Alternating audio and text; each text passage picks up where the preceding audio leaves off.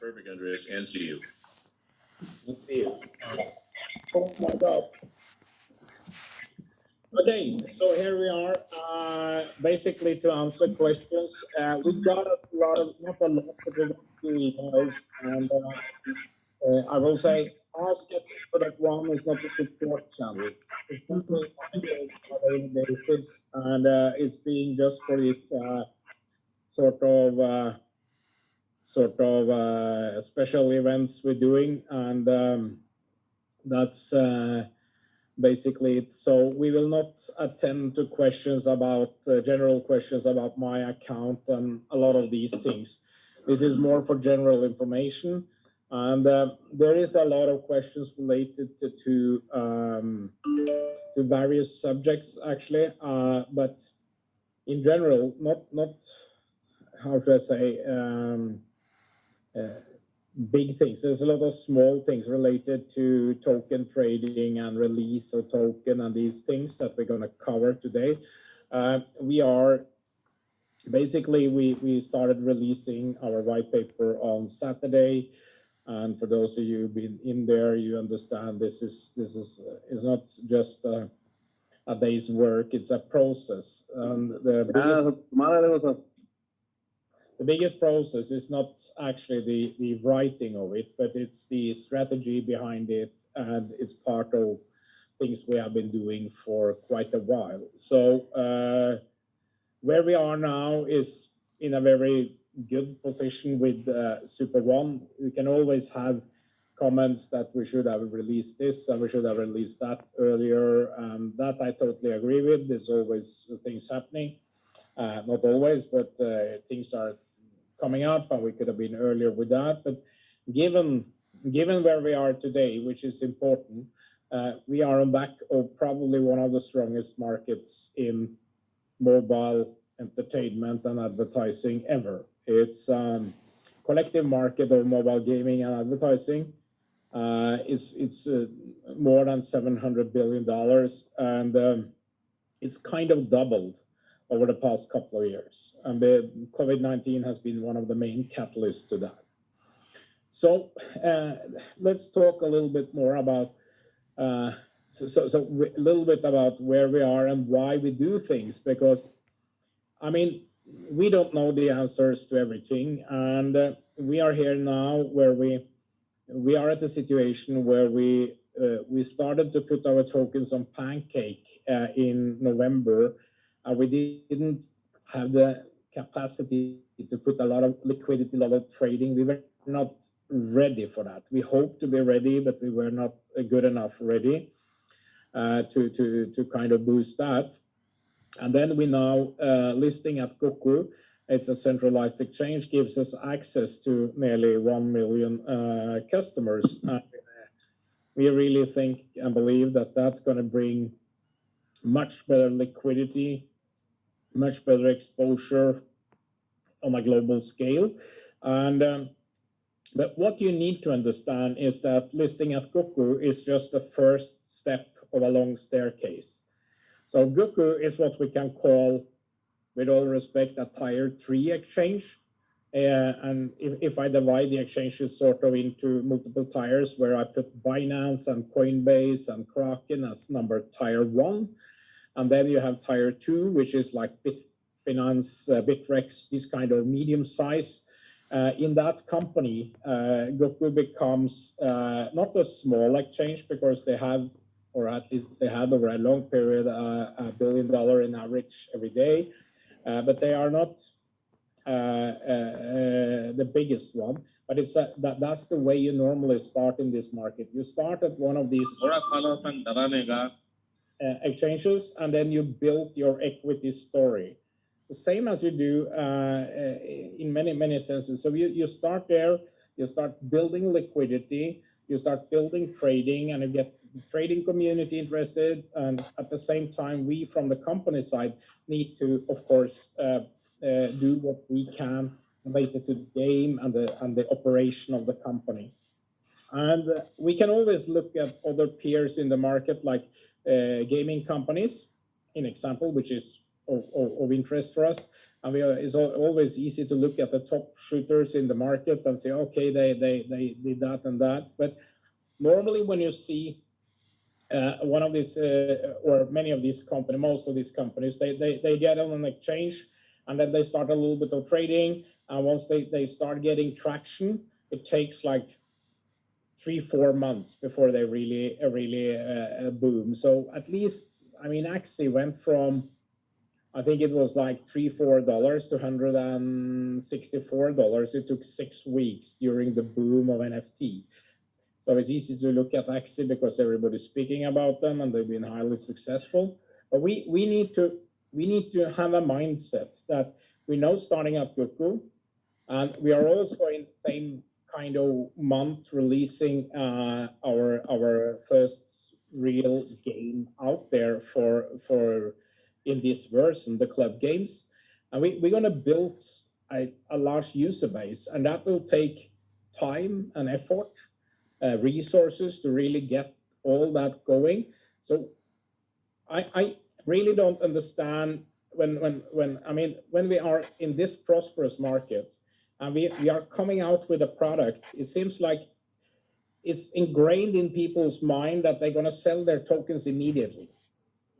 So what we need to do, we need to be gatekeepers, because it seems like if we open the floodgates for everyone, what will happen then? We'll list at $0.50. What will happen to the market if all the existing early investors are that came in at a very favorable rate early in the project, and they just dump it and move on? There's zero responsibility. So actually, it's why this is like, I'm sorry to say it, but it's a little bit like raising kids. You have to take care for the family. We have to be there on a long term, and I had some really good sessions with our Japanese teams that have a very long-term view.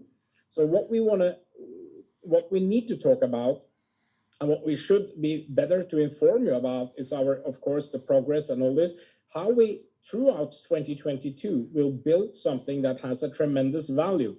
And in order to get there, we cannot have a situation where everyone is boarding the boat at the first departure. It's a little bit like having a boat that is sized for 10 people. It shows up 1,000 people to get on the boat. 100 people get on the boat. That's what is space for, and it goes down with the sharks. So we need to be able to do this in a proper way. There is a huge market out there. There is deep liquidity, but it's not like switching on the electricity. It's not like on and off. It's something that takes time to build credibility and to build interest in the greater community, and we need to activate people. And that's what we are sort of deemed to do. And in this connection, we speak with advisors from Legal Point, from Trading Point, from Exchange Point, and a lot of different things. And that's why it's sometimes it's difficult to set a date on, an example, complete flooding liquidity for everyone. We need to be a little bit prudent how we do this. We will stand by the agreements we already have said, but we might need to move dates a little bit, and that's for the greater good for everyone. So we will not put any, I mean, we are doing that now, even today on the pre-sale that we haven't really started. We're changing a little bit the lockup time from 30 to 90 days because they are really favorable rates. So we're doing that to make sure that we have the 3 months from we get floating until we can stabilize the company and grow the company. It also has to deal with everything from market, the market to getting to know us and to see the potential and hopefully bring the price up, to how we manage ourselves from a management perspective. And we need, I mean, we are more and more people coming into this company. We need to professionalize ourselves when it comes to communication. We need to have a more frequent flow of news coming out. And that's all dependent on not all dependent, but a lot dependent on our game and how we do that, and how we get into the market, how we get that game to fire off. And with the club games and the strategy we have in place now and the plans and everything, we I mean, we filmed in the office today. We were filming here today, the team here in Norway, and we also showed the game development and things that will come in a new video, hopefully tomorrow or day after tomorrow.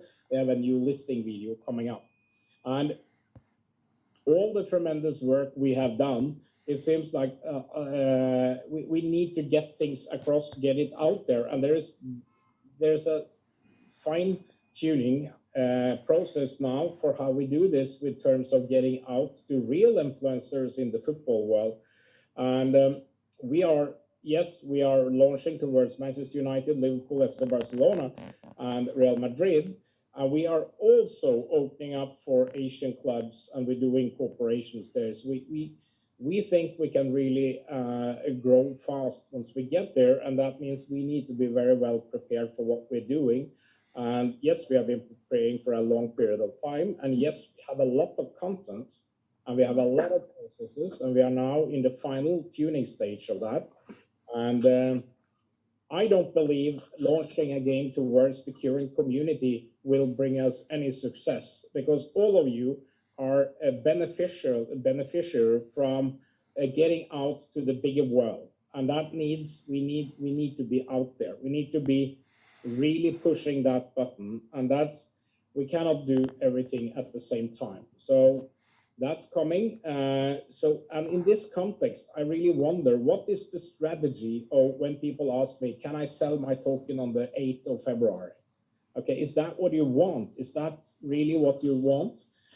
It's a little bit like selling Facebook they listed in, I think it was like, I don't remember exactly the date, but if you sold Facebook in 2009, you would have, or 10 years ago, you would regret big time. So well, we need to work as a community, because we are a community. We are all in the same boat here.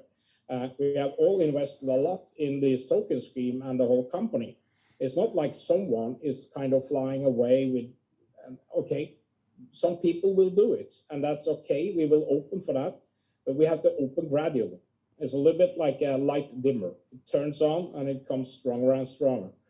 And that's where we are. So all these questions will be answered when it comes to the dates. We have said something for the directors, and we said something for the founders. They're already being released. And then we said that we need, in the last call, I said we need to wait a little bit with the rest. We cannot let all these tokens float, because then we will not get professional traders to bring us up to a healthy level and create the deep liquidity that we need. There is no point having a lot of people coming out there just want to sell the token. It creates much higher potentially a much higher selling side than a demand side or buy side, and it doesn't work. It will just kill the company or the stock or the token, call it whatever you want. And I don't want let that happen, because we have great prospects in this. And from the time we turn on the game, we don't expect it to be 100 million players there immediately. In my calculation that you kind of will see in the updated economy section in the white paper shortly, we anticipate to get 50 million players the first year, and we try to reach to 30 million within 2023. So within those 2 years, we will drive tremendous value. And even if we only reach 15 million or even 10 million in 2 years, this will become a multi-billion-dollar company. And you need to look at the market and the potent market we are sitting in front of. There are 3 billion mobile gamers out there, and there's like more than 6 billion smartphones out. And this market is not going to abate. It's not going to slow down. It's not going to happen at all. It's just going to go stronger and stronger and stronger, and more younger people coming in. So with our strategy that we set forward in the white paper now, by gamifying the world, creating a fandom metaverse, it has a huge potential. And one of our strategies that we actually haven't published in the white paper yet, about the social streams we are coming with. You can imagine where where we can create fandom reels, where celebs can have their own reels. We can even create unofficial reels. Let's say a reel for everyone that knows Lady Gaga, and they can be posting and competing about Lady Gaga within our platform, and it doesn't need to be any official thing. So this doesn't exist, and this is what we call in the white paper a fandom metaverse, and it's a kind of a virtual society of fans, and it's a social network for fans. And the product we are now aiming at is going to be catalyzed by the game. That's the main thing. So that we have under full control. The club games will run out, come out, and we will roll out. And you will see in our video, in our light paper also about the rollout of the game. Like I said many times, we start now with the player, collect players and club games. We build further on the game, having, in example, fan challenge, duels, tournaments. It's all coming lined up. There is no point launching or opening a game with $1 million tournament tomorrow with 0 players. You need liquidity, like the same way in the trading of the token. You need liquidity for the game. You need players. So that's why we're going to build this gradually, and we are here for the long run. And with long run, I mean, I'm here for a long run, really long run. But when you say long term in our, or in my mind, related to where we are now, long run is 2 years, okay? It's to the end of 2023. A short term is, or medium term is 2022. Short term is the next 3 months. That's where we are. And so it's all this kind. I feel like we are like a music producer, where we have this equalizer board with all the tunes you can turn on, you know. And that's how we try to massage our platform, and that's what we have done from the very beginning. We have persistently worked to do things better and to change things and to do that. And we have a sustainable economy. We have a really cool game with tons of content. And I don't think many can imagine the work that's behind all the NFTs we have done. And maybe we should have released the game instead of doing the NFTs if it was like choose between them. The games, the NFTs are a very integrated part of our game, and it's really hot potato in the market. And we see that our games, when we analyze them, or our cards, NFT cards, they have a great utility value in the game. So when the use case for these NFTs comes into play, they will be really sought after because they have a real utility value, and they also have a great financial value. So when this come to fullness, when everything is launched and coming out there, you will see that, oh, that's why I should have the cards. And we released 90,000 of them, and we done that sort of using the IPFS and all these things. Now we have a marketplace where you can buy sort of from the company based on the packages. Going forward, we're going to open for trading and all these things, and that will come, and that's all in our plans. So this has just started. You can read tons of market report that GameFi, which is abbreviated for Game Finance, is set to really take over from decentralized finance, or DeFi, in 2022. And we see that. We see the first wave came with sort of Sandbox, Decentraland, Axie, Gala, Illuvium, these games. When you look at these games, you can go to Illuvium and look at their video. It's amazing video for those who like those kind of games. They don't have a game to play. You look at Sandbox, well, they have something you can buy a little bit of land. That's it. Axie, you can have two creators fight a little bit. The user experience there is never going to hit the shelves of the mass adoption. So I think we have a good chance. I don't say the others are bad, and I don't say we're going to win, but I think we have a good chance in a very potent market to reach millions of players and really bring home some great results for you, for me, for everyone. But at that point, we need to work together. We have a strong community, or maybe not strong, but we have a large community. We have 30,000 that paid positions in this community, and if only 20% of those or 30% of those really worked in the same direction, we were able to really conquer the world together and grow this. Instead, we have received all these messages. When can I sell my token? Yeah, because they don't believe in what we do, probably, and that we have to work on, of course. But what we are doing has never been done before. So sometimes it's not easy to say it comes at that date and that time. Sometimes we overly optimistic. Sometimes we also deliver. We have delivered a lot. When you look on our track record over the past 1.5 years, what we have done from a technical point of view, and also from a commercial point of view, we've done tons of things, and many people made very good money with us. So I think there is a little bit give and take.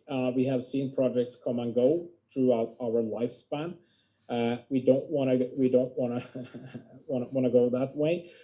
We want to move, and we are now in front of a new time for Super One, where we are able to bring it forward and upwards. I don't say we're going to go to the skies immediately, because there is no switch on and off. It's just hard work, moving in the right direction, having great product, and please delight the players. That's the ultimate goal. And yeah, I open this session for any questions. So I can be talking for hours, and that's not the purpose. So if anyone is want to speak, I think it's open mic, isn't it? Everyone can speak. It is, Andreas. So for me, it's what my main message is a little bit like we should really look into. Okay, you can let me do a number. If you are in here at 0.20 in on a token, and we're listing at 0.50. 0.50 is not the final destination here. I mean, when you look at the economics and the tokenomics and where this can go, if we applied 50% of the parameters to the top 5 in the blockchain gaming space, you're looking at not 5, you're looking closer to 50. So we are just in the very beginning, and that's my main message. We just get started. Okay, we're a little bit late out of the gate, but that doesn't matter. It's who's in, crossing the winning line, sort of. That's matter.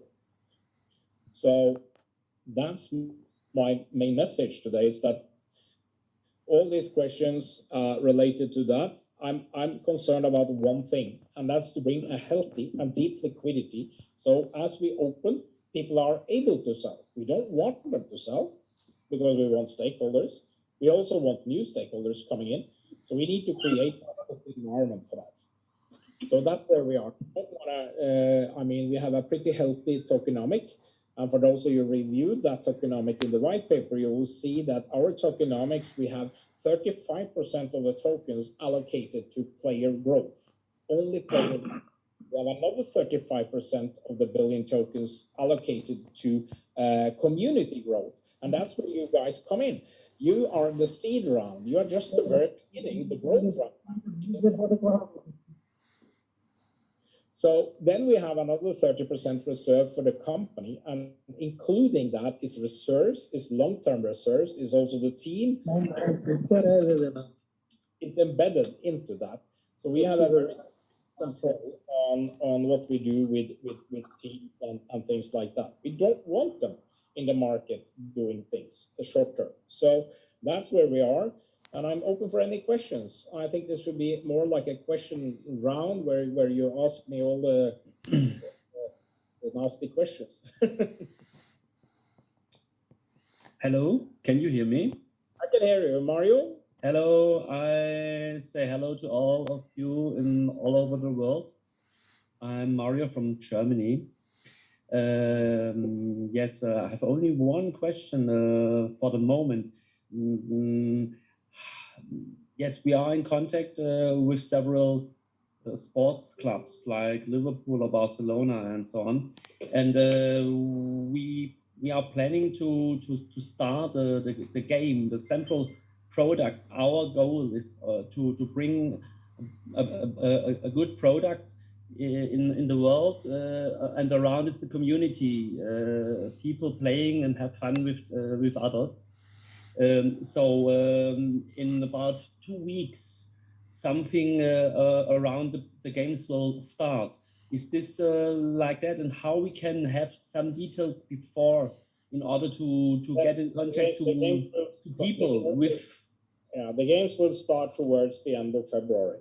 Okay. Okay. When we do that, we start off with marketing campaign directed towards probably not the network itself, because we are not we are aiming at the big football clubs. Like I said, we are doing it in Europe with those two English clubs and the two Spanish clubs. That's just a choice because they are the four biggest in Europe. But we are adding now Japanese and other Asian clubs. The reason for this, actually football is on a rise in Asia, very very popular. We have some good relations there, so we are able to move in at least in 3-4 different countries. So yes, it will come. Now you see, we release everything related to the listing and that kind of thing, and then of course market campaign will follow. But a lot of these market campaigns will be things directed to players that play other football games. We are using a company called Shark Boost that have quite a large. They only do game marketing, and we are able to, in example, direct messages directly to people that played football games in the past week, in examples. With those kind of things are targeting marketing to bring in more players. But first and foremost, we're going to have this released into the sort of fan groups around the world, some of the biggest fan groups. And it's very simple because they have a very, how should I say, profound interest for what they're doing. And when one starts to play and test, it will kind of go viral. So we are creating, and this is not ready for distribution yet, but we have a plan for it.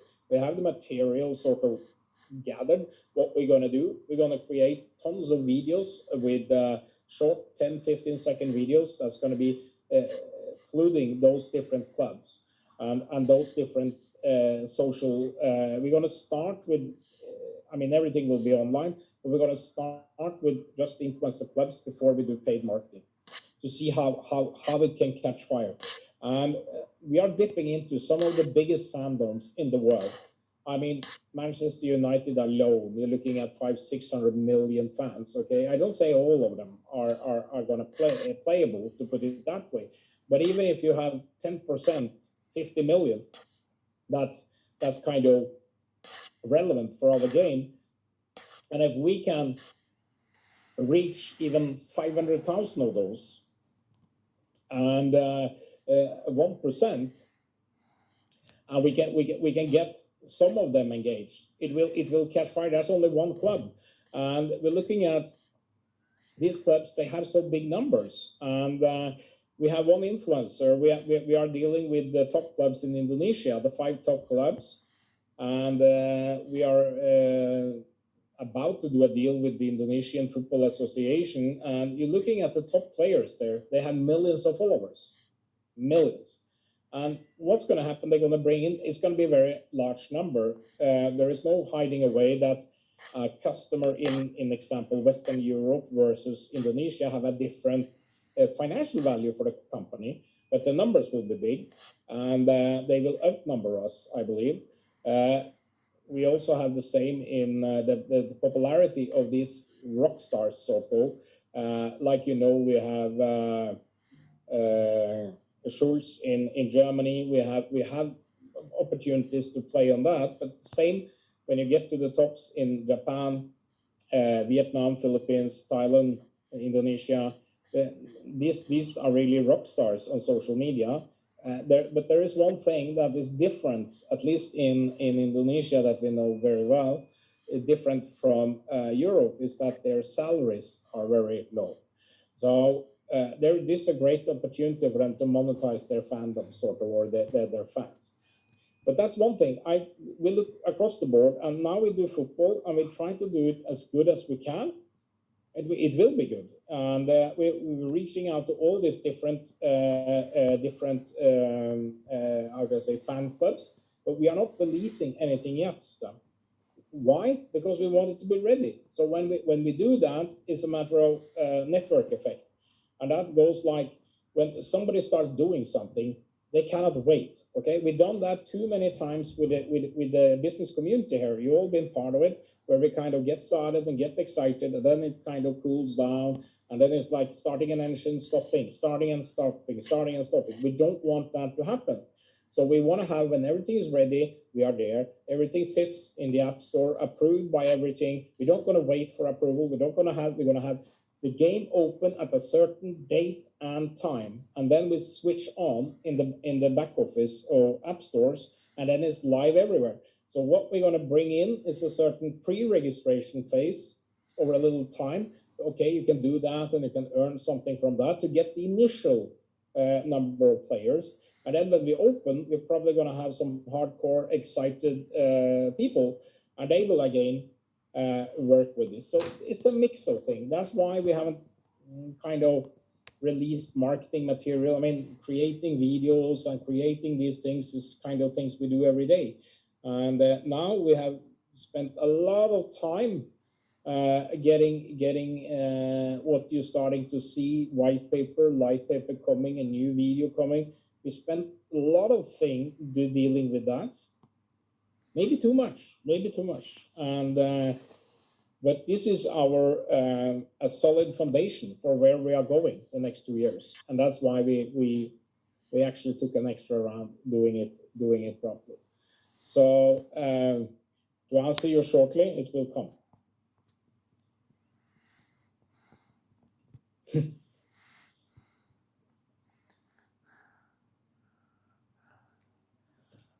Next question, please. Hi, Andreas. Hi, everyone. Moira here. Moira. I have a question. Well, it's not really a question. Well, it's kind of a question. So currently, people are getting staking. The longer we leave everything on the Super One ecosystem, we're getting staking rewards.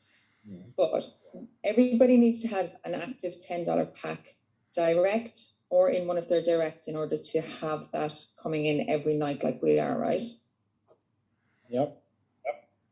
Okay. And then there was another question from one of the team as well about upgrading. So he was buying some $10 super planes for the event that you just ran with the gifts, the Christmas. Can he upgrade for, like, say he has 16 of them, he wants to upgrade to the $500? Can he buy more of them, or does he need to buy a $500 direct? The upgrade is not deployed yet, and it's work in progress. Like I said a couple of times earlier, is that this new plan or upgraded plan, it takes, we do it in sort of staircase, because we have a very complex plan. From before, that plan was too complex. So the whole thing started when we started creating new documentation for this plan. We had some documentation, and you needed to be you needed to study it, okay? So it didn't really work. So we sat down and we peeled off the banana and sort of get into, okay, what do we really need to have to make people make money easy or easier and move on? So instead of, we are very careful with the system, because it's a huge system. So when you change something there, you will see an effect over there, okay? It's all connected. So they are doing step by step, isolating this, doing that, isolating that, doing that. To be honest, I haven't checked today where we are with that upgrading, but that's in the process. It's part of it. So I leave that to developers to kind of tell me, we are ready with that, we patch that, we change the name on the legs, we do this. But the biggest task we still have, and we have one guy working full-time now on redesigning the whole application into the new design, so it matched the game design we have. And the app, like you see, I think is 120 something pages altogether, and they are all is linked. So it's pretty. When we do that, we also want to change the user experience. There are some things we don't need in there. There are some roadblocks that you don't need. There are some things we don't want there, and there are things we miss there. So we're doing these things and trying to add much more things. Not much more things, but do things simpler. So it's a better and more fluid user experience. I mean, there are things like we have, like you have a deposited amount and you have a balance there and things like that. I mean, when you look at your bank statement, you say, okay, you see all your transactions and then you see available balance, okay? And sometimes you have a reserve balance because you've been doing some shopping on a Visa card or whatever, and then it looks like we're gonna make this easier to understand and easier to do with more swiping, more these things. But that work we didn't have time because one of our bottlenecks, to be very frank, is the design team. We have great designers. We have two really good working, one better than the other. We tried to expand the team during December with another one that looked very promising, and he was working for us for more than 4 weeks before we just had to say this is not up to the standard. So our designer now is completing the white paper kind of thing. Then he has some more to do on the game. Then he will move on to that. So it's a little bit of timing and not priority actually, but it's more like the design capacity.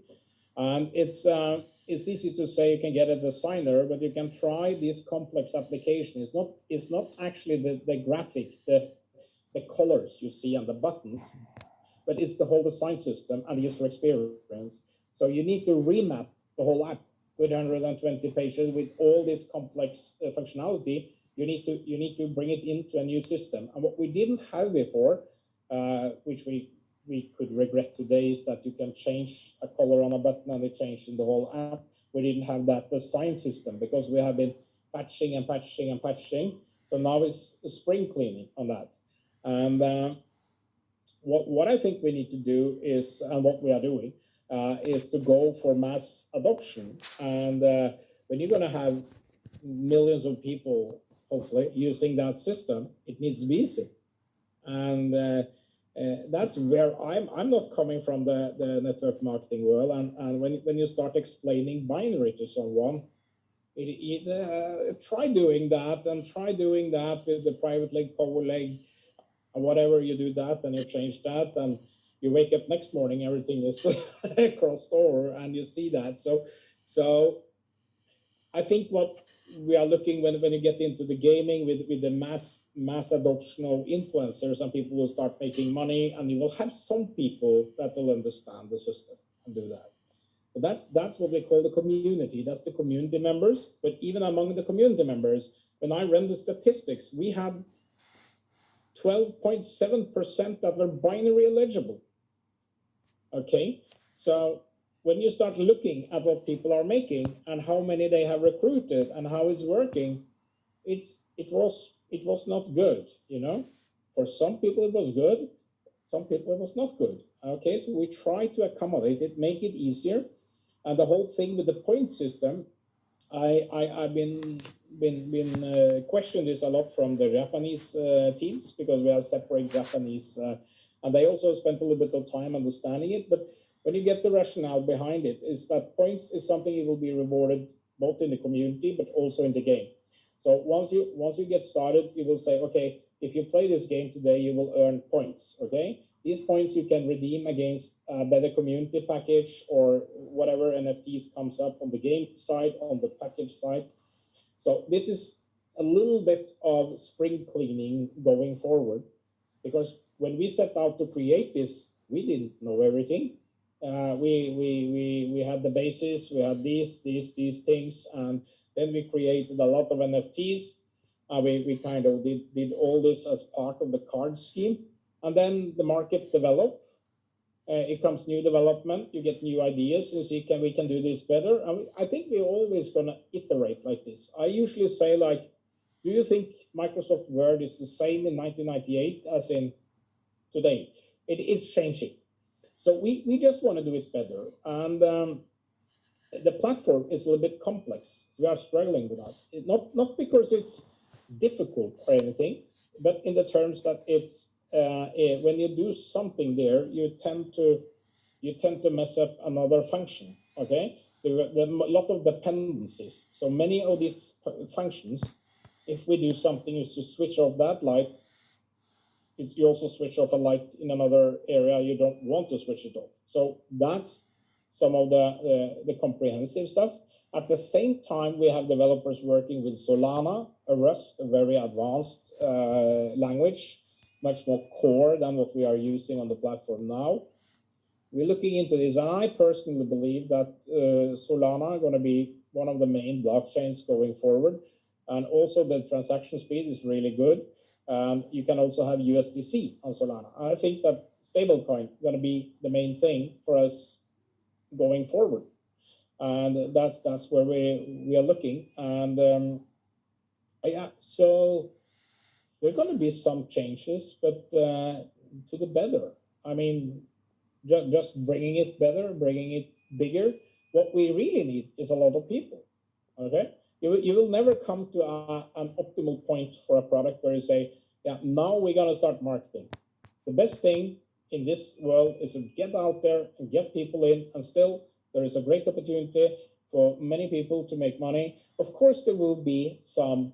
I missed a commission, or I did that. There was a failure, that or something that happens. Shit happens. And then we have to go back and we have to say, okay, we try to do it as good as possible. Okay, we try to sweeten the deal, we try to accommodate, but we cannot shoulder absolutely everything. It's not a perfect world. We need to move forward, and the day has only 24 hours. And I think that everyone that's been here in the very beginning, like all of you here, if you're looking forward, look towards the end of 2022. What do you think the autumn 2022 going to bring?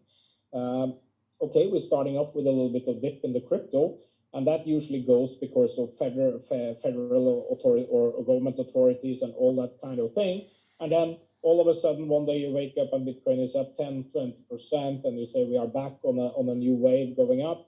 What is good to see is that they haven't actually gone back to zero like many negative people think, that is all going to dive. And I still remain with what I said in one of my first webinars. When you can send a dollar from A to B in a few seconds and pay next to nothing, that's going to win over sending it from A to B in 24 to 48 hours and pay a stick fee. So that's coming. And what we see now is what Super One is all about. It's not about being a pyramid scheme or anything, but it's a new business model, and that's the main thing. And if you read one of the last tweets from the Shark Tank guy, Mark Cuban, you can read it, you can go to his Twitter account and read. Crypto is not about trading. That's the short term. The long-term benefit comes from the emergence of new business models. And we have been there for a while, and that's what we are creating. So with our setup, we are not only deep into our own blockchain, we have a public blockchain connected to it, we have our private system, and in fullness of time, we probably will be all on public blockchain, but it's not there yet. So I think there's great opportunities. I mean, what's going to happen? Do you think the market's going to go down? People going to stop gaming? No. It's like believing everyone going to stop eating meat. It's not happening. The population of the world is growing. So I'm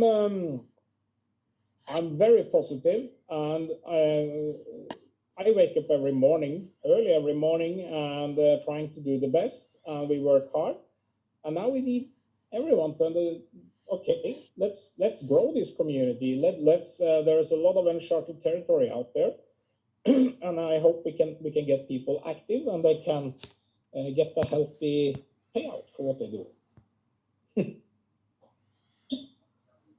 Long answer.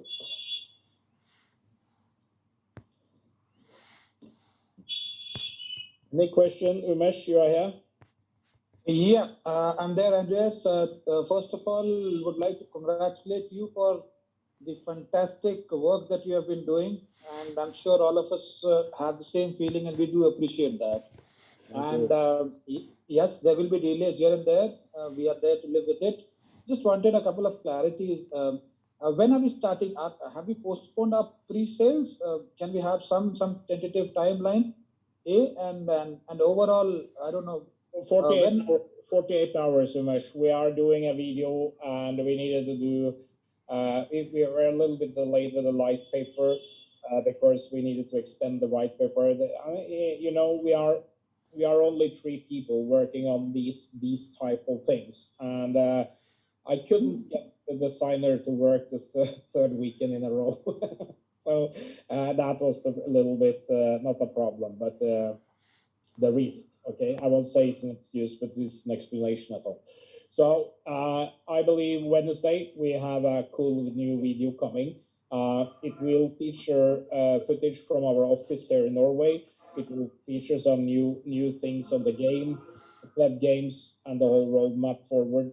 So that's one thing. That's a video, and it's the light paper, which is basically a popular version of or a presentation, sort of. And we are adding sections to the white paper also today or tomorrow. So then we are ready to start the pre-sale.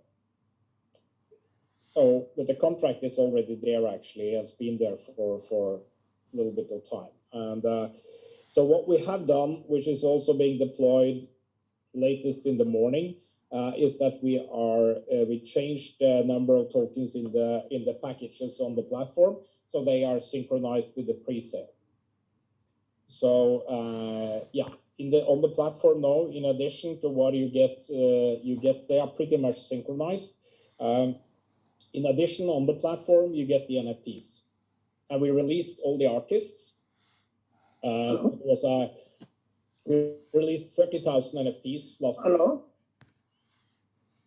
Hello. Yes. Hello. Sir. Good morning. Good morning. Honorable Super One Honor. I am from India, Nagraj. Yeah. I will some questions. You are a great, wonderful project in the world. This century, your age was above 50, but your thinking was teenage. World revolutionary gaming platform in the Super One. Mainly extraordinary mobile gaming platform designed. I will request you your plans and futures. You can videos some sharing on Telegram links and your future NFTs, buying cards and sharing your videos, some Telegram groups, and generally people are available and thinking and knowledgeable of Super One gaming. And confirming that Goku Market you can exchanging platform on February 1st. My question. And second point, $0.5 first price. And another, anyone futures. You can analyze only for Zoom meetings, extraordinary planning. You can video clips are available. Some matters in futures. Okay, but let me take your last question. You're asking about the price on Goku. We set the price, and of course, we are really excited about reaching out to all Gokus. I think they are 970,000 people. A lot of people in India using Goku. One of the challenges in India at the moment is the crypto regulations, as you're probably aware of. Anyway, so when the price on Goku, that's our offering price on the Goku platform. It will run for a week, and then we will start trading at that level. Where it goes from that, we cannot vouch for. I mean, most likely there will be traders. I mean, they have an active trading community of, I think it's between 80,000-90,000 people trading on Goku, and in addition to that, we will also intensify our liquidity provision on Pancake. So we try to create a good market. But like I said earlier today, this is just a start. So when you list, you're probably going to have an uptake, but I don't say it's going to go through the roof immediately. I think it's going to be a voyage where we're going to spend time and effort building more and more into the market. And India is a fantastic market when it comes to gaming. I think it's like 500 million gamers in India. It's a crazy market. And football is also popular in India. But we kind of say, okay, we need to limit ourselves because we have a certain team size and we have a certain capacity. But now we do a couple of I can call it a little bit razor sharp thing. We do Manchester United versus Liverpool because that's the red fight in Europe, and we do FC Barcelona versus Real Madrid. That's the Spanish fight, and then we're going to do selected Asian countries because football is really on the rise in Asia, including India. But we do, we have a great Japanese community, and we're going to already started watching out for creating Japanese NFTs and stuff like that. It's a massive market, and then we are doing country by country in Asia, and we will get to both China and India, but we have to see where we're starting. We just done a lot on cricket in India. We created the top 100 cricket NFTs and everything, and it's not so easy. I mean, we have our team started out as football professionals. We added more people to the team with different sports and artist kind of knowledge, and we've been working on the cricket, and it is not easy. Yes. To be honest. It is a lot of different leagues, and it's not so visible like the football because we knew the football by heart. So cricket is not that easy, but we've done it. So we have the top 100 cricket NFTs also coming shortly. So that's going to be cool. I mean, our NFT platform my vision is to build one of the biggest NFT platforms, but it should never go to the expense of the existing NFTs. That means that the football NFTs, the top 100, we already sold using credits and embedded in the pack.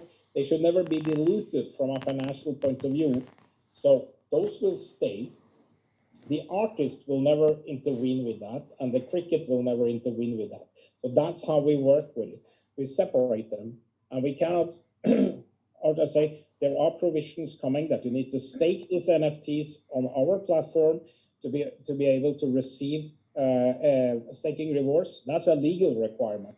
That applies to the super token. So the way our staking system works to actually be legal all over the world like we are, is that tokens needs to be staked. That means parked. They need to be parked on our platform. And then our internal blockchain that do all the calculation, they are pegged to this. So they are actually functioning as validators. So getting all this is a pretty big piece of machinery moving. And this is what makes us complex. And so we don't have an art NFT like a picture of a monkey that's many have, or a punk picture, and selling it like something else. It's an NFT that's connected inside the game. So we are careful how many we create, and that we are very clear on. We are careful how we handle them and how it's being handled internally in our system. So only those NFTs being staked will earn staking rewards. So India, a huge cross-border market. We have a great team in India. They do a great work, lot of great work. And Another planning cricket quiz and another Bollywood actors NFTs are future days coming, sir. Pardon? Next gaming cricketers, Hollywood actors, quiz items. Are you future days is coming? Are you planning, sir? Can you repeat it? I cannot get it properly. Maybe rephrase a little bit. Cricket playing game, gaming cricket. Yes, cricket, including your planning. When we're starting the club games, okay, everything will be ready to start. In example, cricket in India, okay, because we have all the systems are tuned for it. We just need to add content, and that's what we have created already for. But we don't want to open everything because we have a certain amount of time and resources to do things. Okay, we're going to expand that by listing. We're going to expand everything and become an even bigger company. But you know, cricket, to do marketing of cricket in India, which is the biggest cricket market in the world, we need to have boots on the ground in India. We need to have Indian marketing strategy. We need to know, how do I say, dip into that to a much larger extent than what we do today. That's why it's not the first out of the gate. We do football because it's the biggest sport in the world, and it's the most commercial sport in the world, and it's where people are used to betting. They probably are in cricket too. So yes, we're going to get there, but we will expand. We are expanding our content team in Asia now to handle these smaller economies related to football, because they are all connected to what we do in football here in Europe. So yes, it will come in India, and yeah, but it's a huge market. It's a massive market. If you asked about taking out NFTs from the platform, we already have prepared for that. So the NFTs you bought so far are issued internally on the platform on our permission blockchain. But to each and every token there is a unique URL to the IPFS. So everything is stored. The asset you have bought has been a video asset on the public IPFS blockchain storage, and NFT, like an NFT storage. And the internal token holds that URL uniquely, and that will be pegged to an external token. It will be connected to, you can choose between Binance Smart Chain or Solana or even XRP, if XRP can get their ducks in a row and get something that we can use ready. They are not ready yet. So that's where we are when it comes to taking NFTs out. We actually don't want you to take them out because we want you to use them in the game and make money from them. Because inside and the whole ecosystem of NFT that we are creating with not breeding, but seeding and stories, that's going to be something many people will do in the whole new creator economy that we envisage and we are creating. So we are creating a platform where people can do different things. They can play, they can create stuff and sell it and trade it, and they can invite people and make money. So it is a whole creator economy. It's a community, business community, and we are evolving towards that in a much to a much larger extent. So you had some other questions. I didn't get your first question. I think he asked about Bollywood celebrities in India, and that's a huge market. That's bigger than Hollywood. That's crazy. That's crazy. I mean, you can imagine. I talked earlier about these fan reels where you have fans that can have their own channel on Super One, and all the followers can ask questions, and they can even use a little bit of optimization to create birthday messages and congratulations. You enter there, and you can have achievement that you get higher ranked inside this subculture. And Bollywood is a tremendous potential. But to be honest, we need to have Indian experts there. And for me, Bollywood is a great potential, but still, we need to handle it. It's a little bit like China, you know. You have grown to become one of the second biggest country in the world, and China is a world of its own. They have their own rules and regulations mostly, and in India, it's a little bit applied the same, I believe. And you have your own huge film industry. So we need to go there.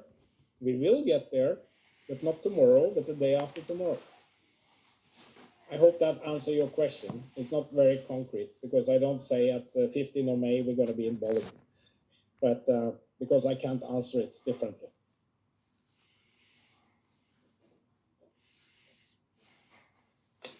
You have any ideas, Stian? Another question?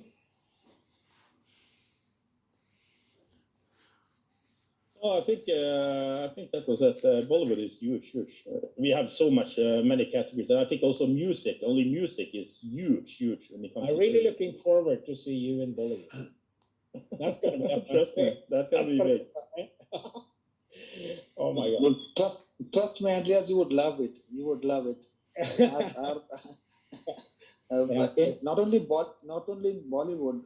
Well, if you move towards the southern part of the country, it is even bigger than what Bollywood does. Yeah. So Okay. we have tons of. We'll never finish. 2022, 2040, we would be continuing with something new. So we have that much. Yeah, and you have a lot of festivals in India. I'm cursing my developers all the time because there's always a festival coming.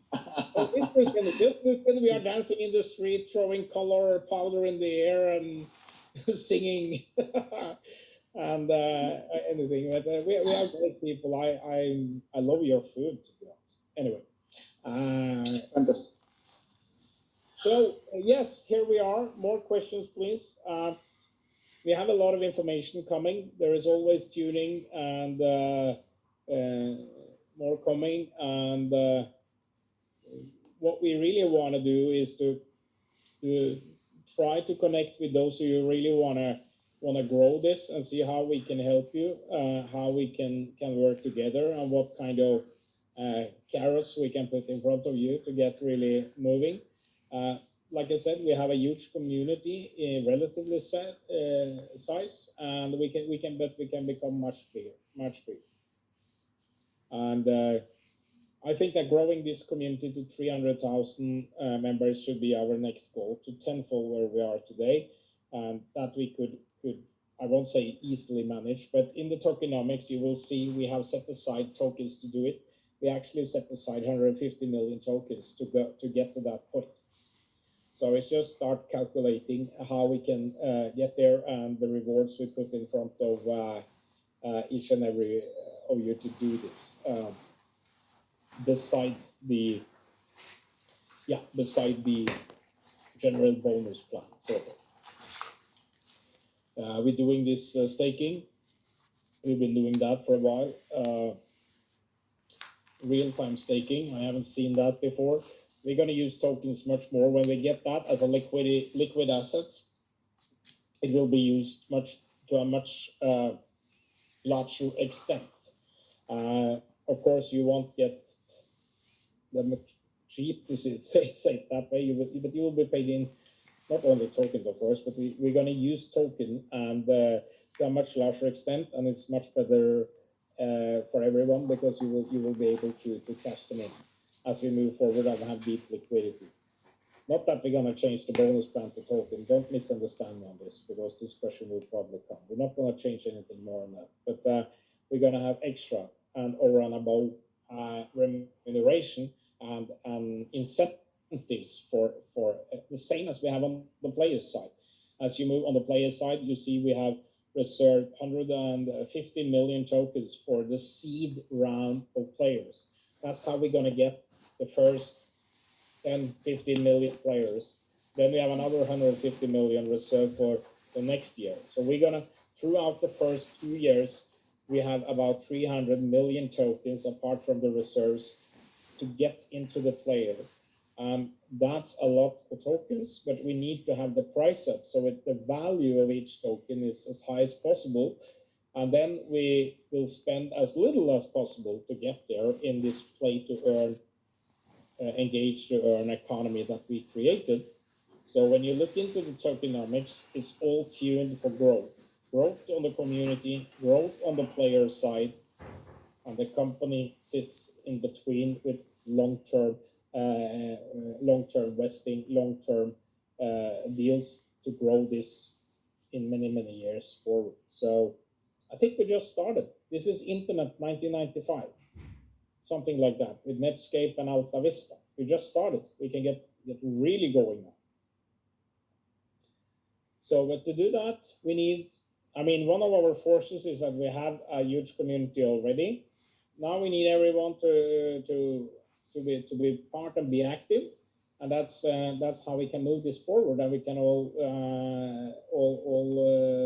how should I say, have the laurels and the trophies at the end of the voyage towards, not the end, but towards when we have deep liquidity, we open everything, and it will be a big party for everyone. So that's where we're heading. Any more questions? I'm, of course, open to that. Hello. Hello, yeah, it's Stuart Clark, UK. Hi, Stuart. Hi, with the game launch, will there be other facilities to pay using Apple Pay and Google Wallet? You know, it's a good question because in order to have Apple Pay or pay in-app purchases in Apple, you need, in order to have other alternative, you need to have Apple. So yes, we will have other, and that's why you will see in our calculation when we release them that our average fee to Apple is, Apple and Google is reduced to 25% in our calculation.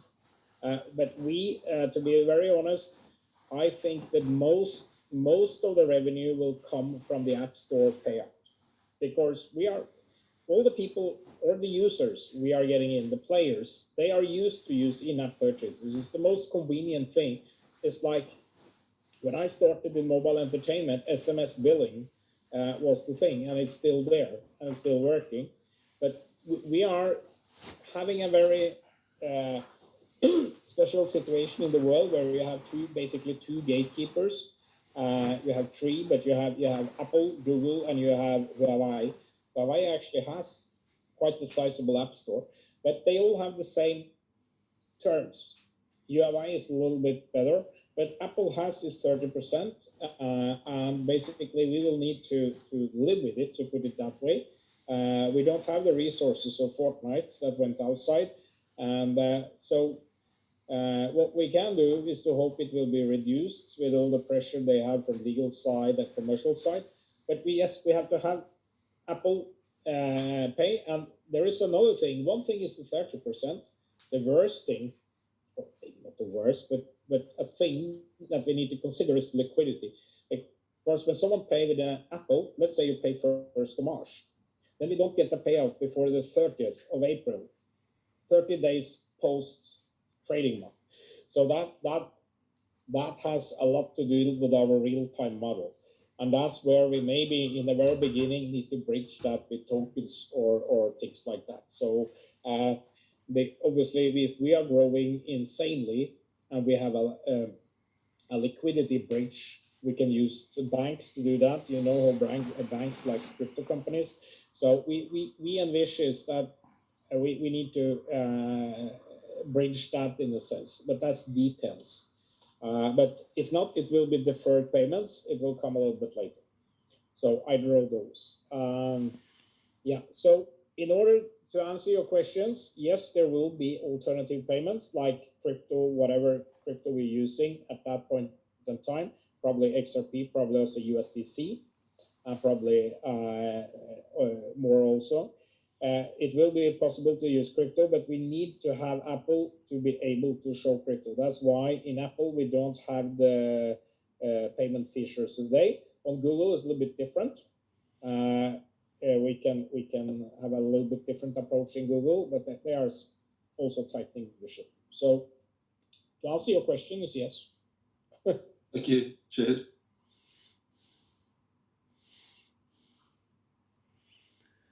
Any other question? Steve, you always have a lot of questions.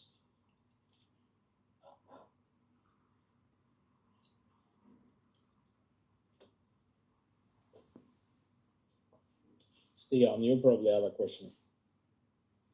Hello. Hello, yeah.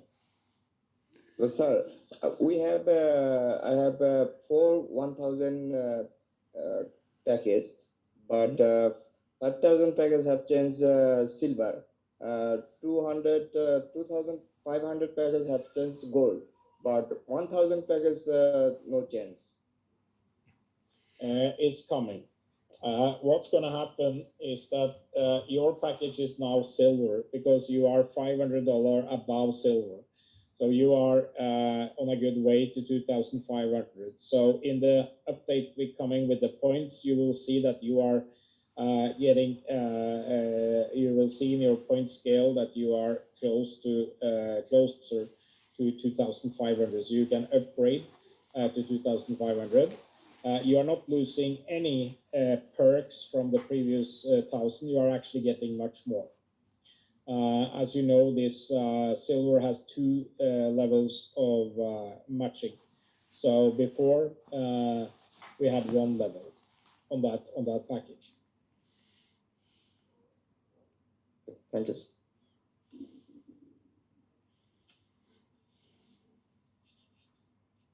Any more questions? Any good suggestions? What are you missing?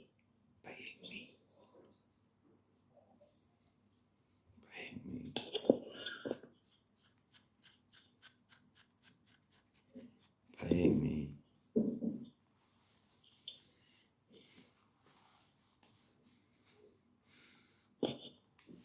Normally when we have this, the chat is burning, but now it's not that many when we open the talk. What about the staking? What do you mean about the staking? You know, now people, when they buy $50,000 package, they get 40% staking, and the people who bought it last time for 25,000, what staking do they get? The staking, yeah, you see the difference between the 25K pack that we discontinued and the staking on the 50K pack. Is that what you're referring to? Hvordan går det med deg? Det går. Det går? Ja. Does the 25K pack have the same as previous question? It's in between. So we will have the points. You will be just in between there. And we will look a little bit into when we place these things in the final thing and how we can accommodate that. But the staking on a 50K package gives you 40% extra staking. That's being Ik ga implemented. ze pikken zeep per bak zien, maar hier zit het al zo leust. Thank you. Ja, det... Jeg tror det ser greit So ut the foreløpig, staking altså. is a kind of native function on us. It's a really good thing. We have the real-time staking, even though we are just distributing. We are distributing real time to your account, but we are notifying you only once a day. So doing this is a little bit of a feature for us, a little bit of a nerdy feature, doing it for every transaction. But we believe that the real-time transactional economy is where we're moving, and that's why we do it. So, yeah. So when it comes to the staking, there will be, like we also explain in the white paper, there will be a little bit of terms and conditions going forward. We try to be as liberal as possible, meaning you can park your token and you can park your token in 1 minute and start receiving staking rewards immediately, and then you can exit after an hour and sell your token. We don't want to have all this lockup and all that things that's pretty much in the market. But what we're going to do, we're going to reward longevity in the sense that, okay, if you pass X number of days, let's say 30 days of staking, you will get extra. You will build your credibility. And this is to be counterweighing the supply in the market to contract or to get more tokens to stake. The more tokens we get to stake on the platform, the higher the price and the demand, the demanding price for the token will be. It's a supply and demand, provided we don't inflate it with staking, but we will not do that. So staking is 10% coming out, while one token taken from the market will, of course, bump the price of all the others. So we are, and I must admit one thing, we don't know exactly what will be the final verdict here. I think that we need to test the water a little bit and see what kind of parameters are working and what is good. And if we need to turn the knob a little bit more, we need to do that when it comes to these terms. But I think that it's fair that if you keep your tokens for every consecutive month you keep, you earn more, because you're part of doing the work on the platform. Actually, you're part of doing all the calculations. So that's how we're going to use that, and that's how we use it, and that's That's the whole legal foundation also. When you read our legal brief in the end, in the appendix of the white paper, you will clearly see how our staking model comply with US, UK regulation, thermal regulation, and so forth. So that's a very important part for us. And yeah, I think that staking is a good way with the current legal landscape. And yeah, that's where we are. So yeah. Any more questions?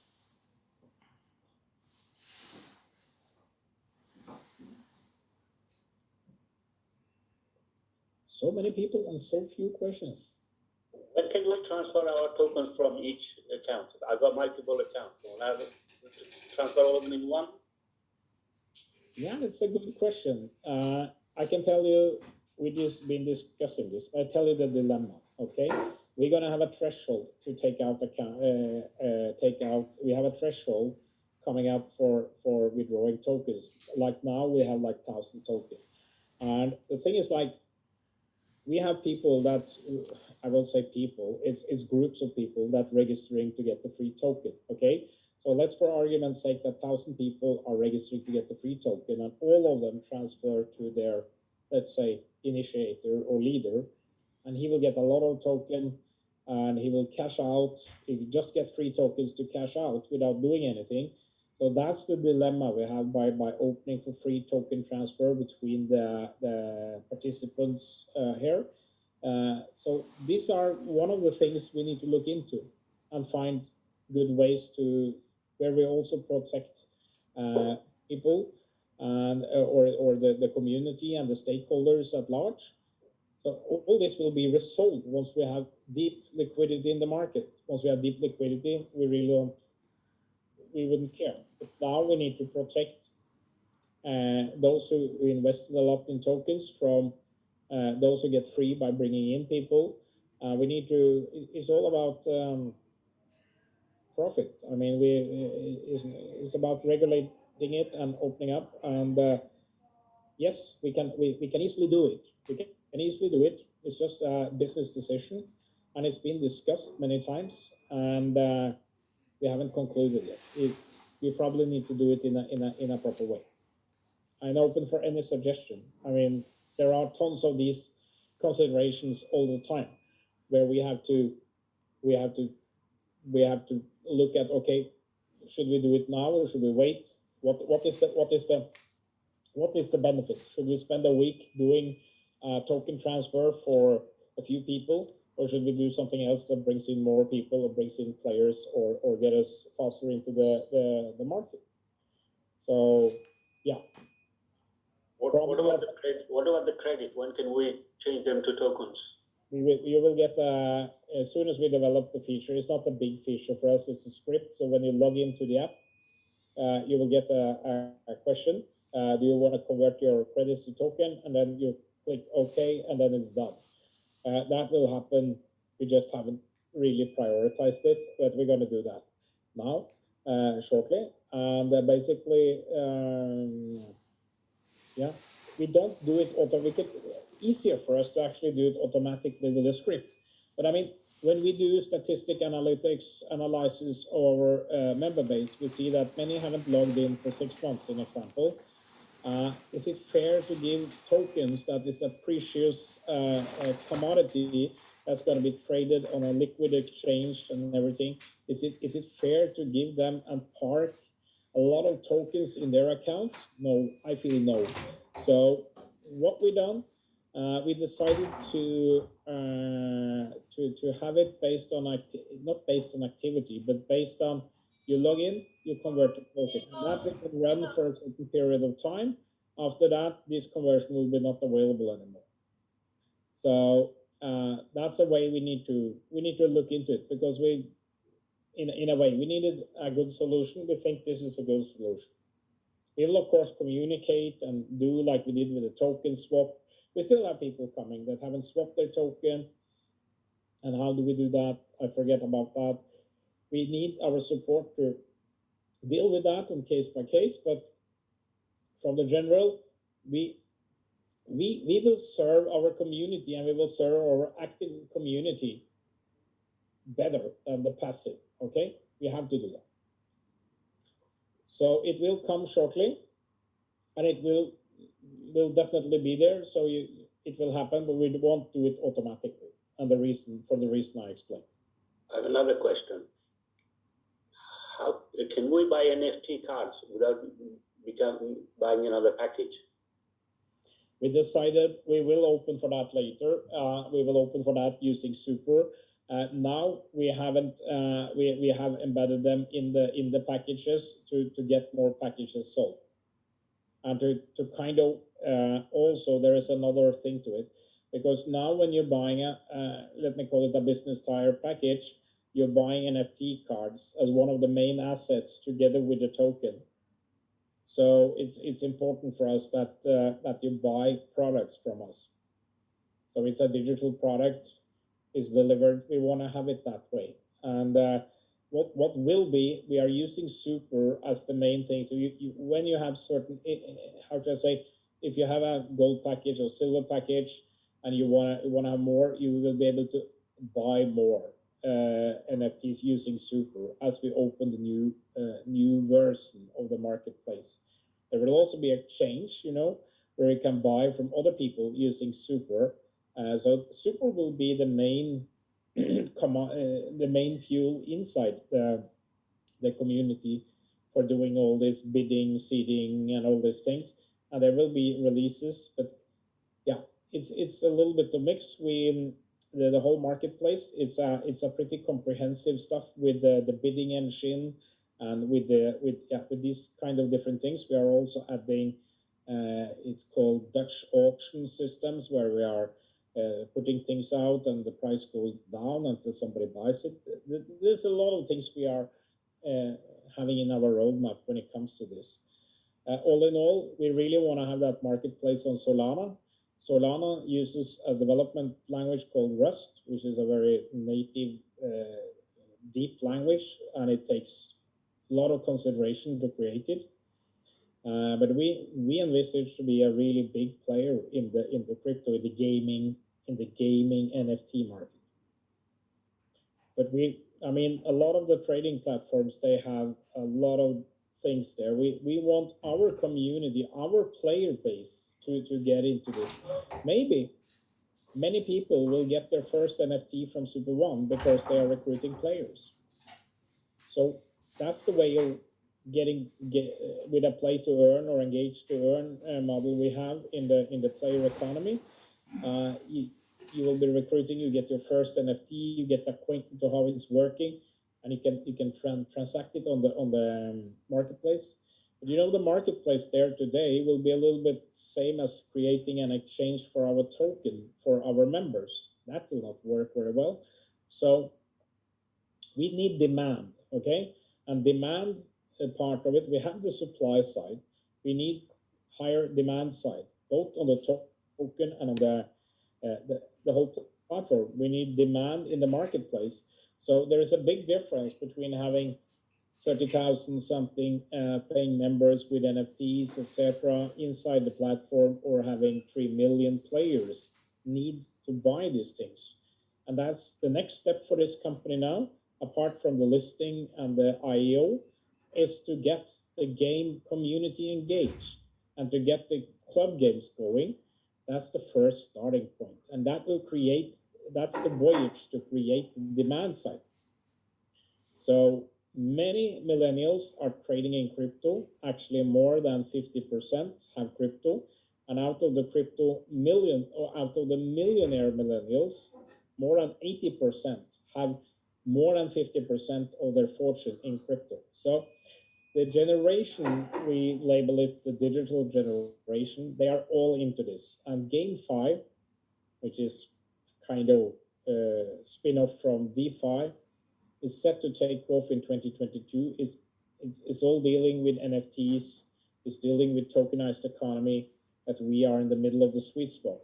And yes, we will probably need to develop a lot of things, and there are probably going to be a lot of challenges, but that's the good thing. জাপানের লোকেরা game খেলে বললো গোটা বিশ্বের মধ্যে সবচাইতে বেশি, বুঝতে পারছো? এশিয়ার লোকেরাও গেম খেলে, কি কথা এটা? That I don't understand. তাহলে তো বুঝতে স্যার বলুন বাংলা যারা কথা বলছেন মিউট করে নিন, আপনাদের আওয়াজ শোনা যাচ্ছে। Okay. Any more questions? I wanted to ask you another question. I have about 300 NFT. Will I be able to get exchanged for original ones anyway, or What did you say? You have 300 NFT cards? okay. So will I be able to? I don't have any original card or those ones. Will I be able to exchange them for them? It's a good one. Not really, but you know, we create this to create demand. The original card is really high-hanging fruit, you know, and what you can do, Mohammed,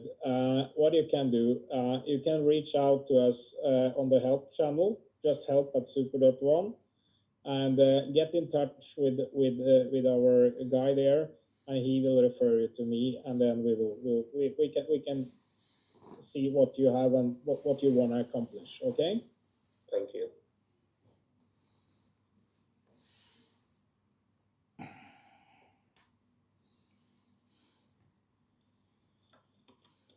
Next questions.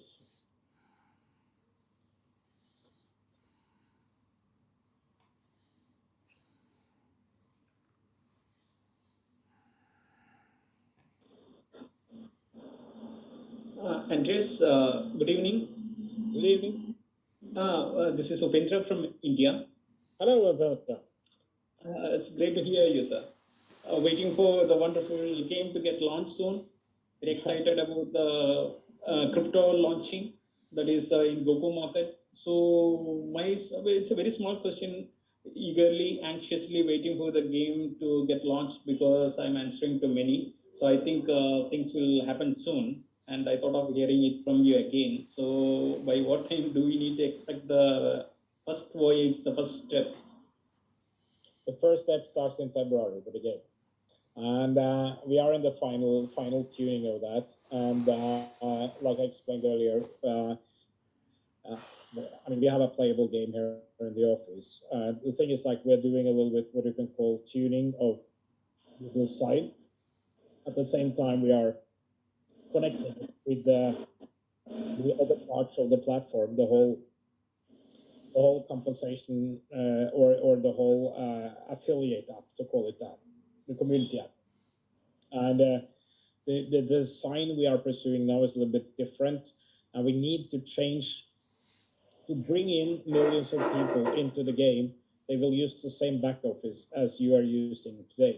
So in order to simplify that experience, we need to change a little bit. And it's all connected, you know. All these players will be in the binary system. So they will all have the same features like you have today. But we need to not hide, but we need to move those features a little bit away from the main purpose of being a gaming company. So when these users with zero knowledge of binary or bonus plans they enter, they don't need to care about it, but they can explore it if they want. So that's the challenge we have of transforming this from an affiliate community app till a gaming app, to become a gaming app. So we really need to and that's where a little bit of the laborer's work lies. It's not in the game itself, and it's not in the social registration. All that is tuned, ready to go. What we are doing now, we are connecting this together. And to connect A to B, we need to change B to fit A. So it becomes A plus A. Basically, it's not only a design and color change, it's a user experience. And by that, I mean the way you feel and touch inside the app, what kind of information you see.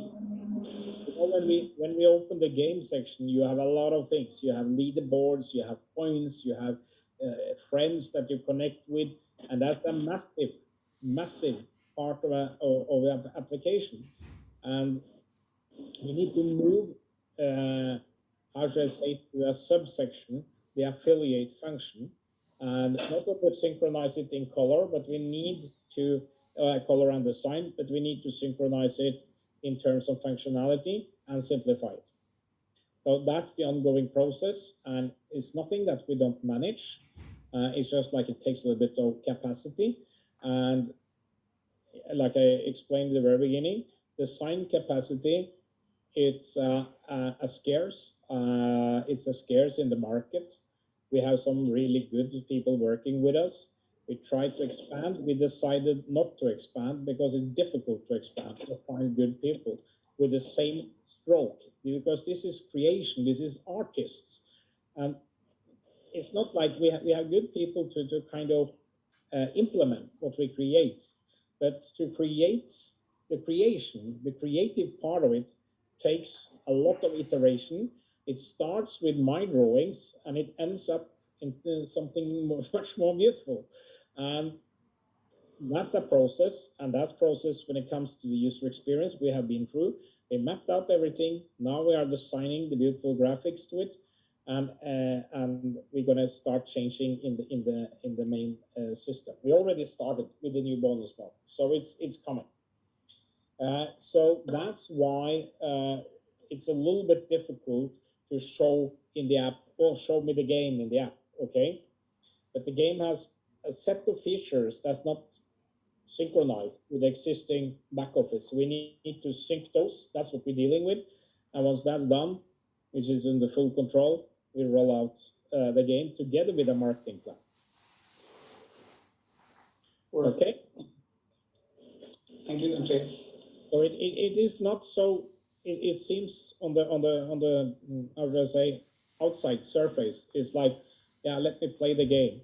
But you know how much is connected to that game? It's a huge content database. And if we really want to open the game, we also need to have the user base, okay? Of course, like we already have a huge user base, but we need that to be connected on a database level, on a unique player level, directly into the game and the whole features. And we want you guys to have your social IDs there. So the first step will come with social integration of social media in the current sort of setup. As we move and change the user experience, you will have social. We want you to be prepared for sharing the game with all your Facebook friends and Google, Apple, Twitter login, LinkedIn also. And we will have that, so you're able, at least Facebook, you're able to share it. And that's one of the reasons we don't focus on China, because Facebook is not there, not Google, not Apple. So to a limited extent, Apple. So the social sign up will be a big thing, you know, and with all the, you can imagine all the relationships we have in our current system, the whole sort of team and binary and all that is all connected. And that's the coupling of this. That's a little bit of it's not difficult, but it takes time. Because of the complexity of the system, we don't want to mess up anything. If we just wanted a clean players system registering our Facebook, that's the easy part. So that's why we need to operate with multi-ID, multi-systems, right, left, and center, and to procure that this information is updated in all the databases in concurrent states. It is complex, but that's why it's difficult to create this. It's not like any project is creating what we are creating. What we have is a huge technology platform. And once we get rolling now, we are rolling on the affiliate side. We can roll much faster, much bigger wheels. We're going to start rolling on the game. And that's where we're going to win. We're going to win because we have really great technology. And we're really going to capitalize on all the investments we have done over the past years into this. Of course, there will be when you do big developments like this. And you probably know there's a lot of great developers in India. We are using many of them every day. Always, not everything you do is optimal. Sometimes you do things, you have a solution for day one, and then you come in day 180 and say, hey, we need to change day one solution because it's interrupting our day 181 solution. So that's how we work. And the good thing is that we own everything. So we are able to change the code We are not reliant. We don't need to rely on third party. We have everything, and that's the hard work, is to really create everything and be sustainable. Sustainable on the technology level and sustainable on the financial level. So we have a financial model where we are paying upwards of 75%. That's sustainable for the company. Okay, we can live with that. We always want it to be bigger. We all want more, but we can live with it. When you see many other projects out there, they live for a certain limited time frame, and then they're hasta la vista, gone by the wind, because their economy is not sustainable. And that's important, not only from a longevity, long-term perspective, but also from a legal point of view.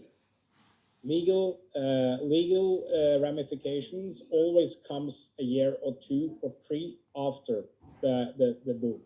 So you see how SEC Commission in US picked up ICOs from 2017, 2018. They did in 2019, 2020. And I can bet you that the authorities around the world, they are looking into crypto companies, crypto projects, and they're looking into things. And so we see that now with the pressured banking situation in Europe, with the AML regulation. You see it in India, your country, how the banks are now denying things. How they are denying transactions to the exchanges, even though India don't have any valid regulation for cryptocurrency. You can read about it in the white paper. We did, however, a little bit of brief analysis of the Indian crypto market. So you see all this is kind of, yeah, it's changing. So that was a long answer to a short question. Sorry for that. I get caught up. Thank you, Andreas. Okay. So I think we should all think a little bit about, okay, where we are. Okay, some people are a little bit, okay, I've been into this and it hasn't been there and hasn't been there. That's okay. I understand your frustration. I'm the biggest investor in this company, and I have the same frustration. But at the same time, I see opportunities are just getting better and better, and now we are finally there. So we are getting there, and now we need all your assistance to move and roll this forward. The faster we can roll together, the more power or gunpowder we get in this company now, the better we will position. So what you had last year will maybe 10-fold, 20-fold, 50-fold, 100-fold. We don't know. We hope. We work to do that, and we will seize every opportunity, but we will do it in a sustainable and prudent way, and we will caretake everyone. So, but we need also to manage any prevailing conditions that comes in front of us. And it's a little bit like going on an ocean, and it kind of blows up a storm, and you need to change the course, or you have to do things. So we have to navigate the waters, and that's what we're doing. And I believe we are in a very, very good situation at the moment. And we can move faster. You know, the team is also, we have spent maybe too much time focusing on the bonus system. I can admit that. We could have done things differently and more efficiently. I must say that we, over a period of time, developed too many features inside that system, and those features have been more counterproductive than actually productive. So we've taken a great step to remove a lot of these things, and that's with the new bonus plan. And having said that, we also learned along the road. We see new statistics, we see new pattern of behavior, and we understand it more. It's been a learning curve, and it's been a steep learning curve. Now we move in, coming with the game is the main thing. And then we really start creating much more people. And then microtransactions, instead of selling business tires, you will have $1 transaction in real time staking, in real time commission coming your way. So the more the bigger the network you have, and now going forward, the better you will be positioned. The more tentacles, the more, how do you say, on a tree, the bigger your tree is, the more rain you will absorb, the more cash you will absorb, the more you will grow. Are we gonna honor those, or we're gonna incentivize those who do it most? You know, we're gonna start playing players from the company. We're gonna have random players coming to the platform. All that will be based on, okay, what is your skin in the game, like John Clench says? What is your skin in the game? So let's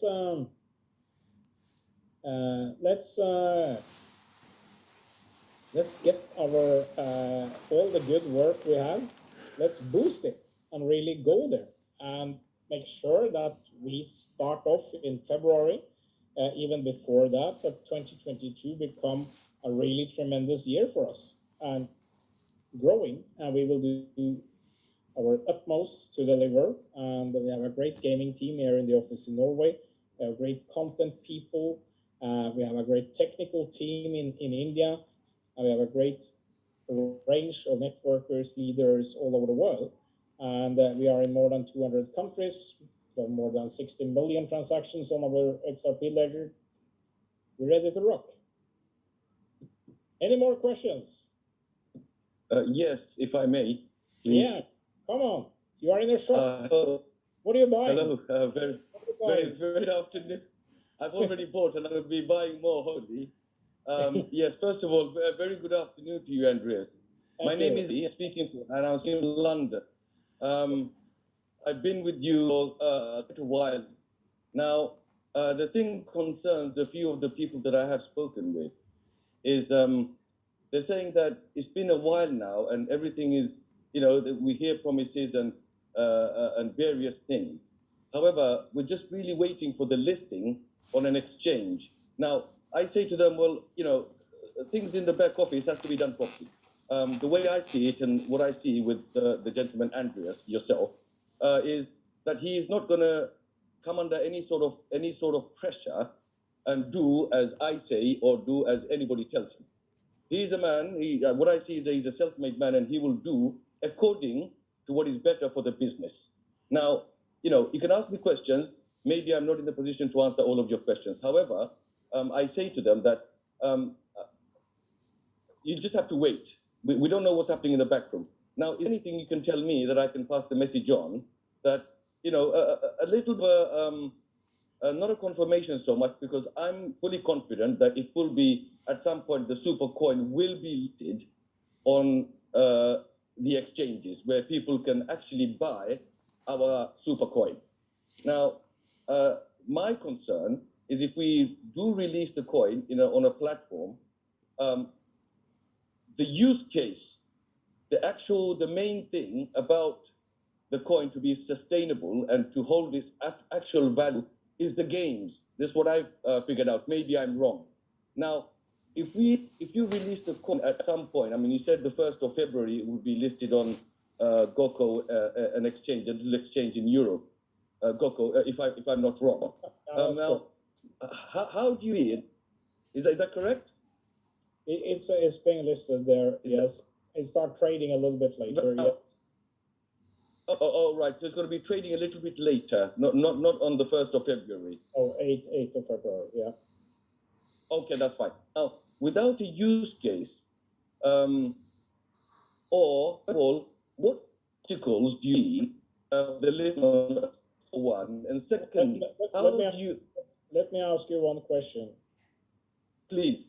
What is the use case of Dogecoin or Shiba? Absolutely nothing that I know of. I'm just kidding. The thing is, our use case, that's what I'm saying. Our use case is coming with a game, okay? So even with the club games, it comes this NFT schemes where you can earn NFTs and you can start seeding. So we have a complete play to earn economy coming with the club games.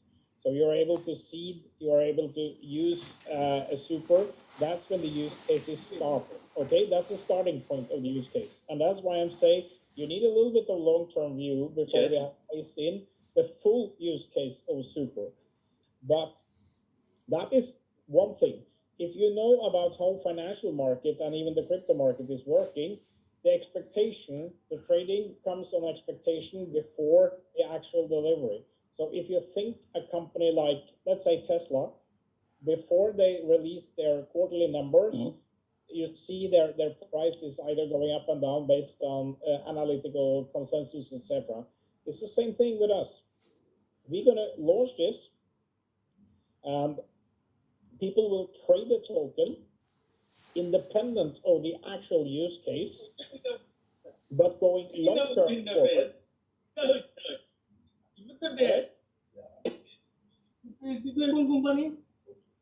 Okay, so going a little bit long term forward, if I say 3 to 6 months, the use case will be phased in and phased in and phased in, and that's where you're going to see the real uptake in the value.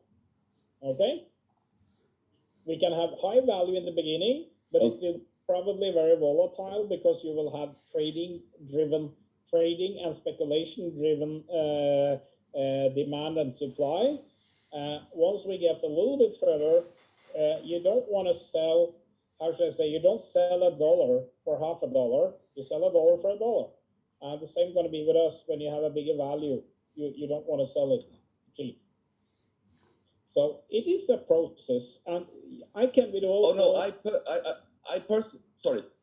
I can also say that we are probably listing too early compared with another. If you go to the stock market, okay, it's a little bit early we are listing, but we're living in a digital, fast-paced world, and we need to be there. We need to provide liquidity for our investors, and we need to also, from the company side, we also going to release. We have in the like you read in the white paper, we are releasing a little bit token as we move, and that will bring in significant marketing resources. So the more gasoline we put on the fire, the bigger the company become, the faster we can run.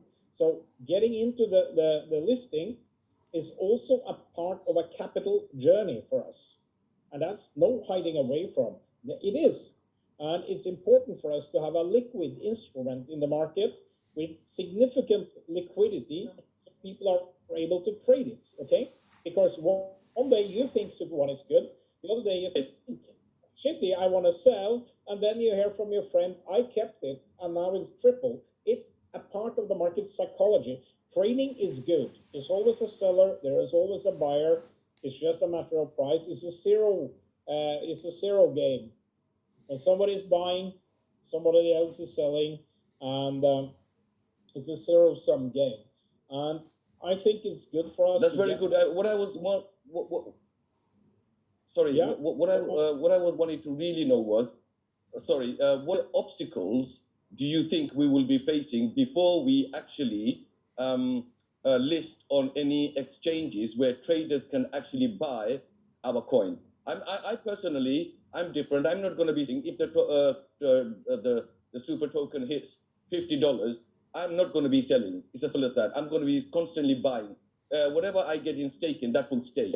I'm not a seller. I'm a buyer because I've seen the concept. I'm in love with Super One. Yeah, I just want to know obstacles. Number one, of what are the obstacles you're going to be facing, Andreas, for the listing? Number one, and secondly, how long do you think it will be before the game is launched? Okay. These are the two main questions. Let me answer the last question first. The game is start launching in February, okay? That we start the journey with the game, and you will see in our new documentation now how we're going to build one. It's a staircase. You're building one on top of each other all the way up to the big tournaments.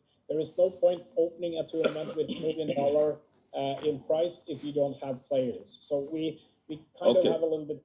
Whereas with this, we're going to gradually open the game. Okay, so that's set. When it comes to the obstacles, it's a little bit what I started with today, because obstacles is that we have 30,000 stakeholders out there, and many of them, hopefully not all, but there are some of them that say, oh, I have this, I bought this token in 2020, I got it very cheap, and if you can exchange that from, let's say they bought it at 0.10, and the market price is 0.50 or even $1, they have a 5 or 10x.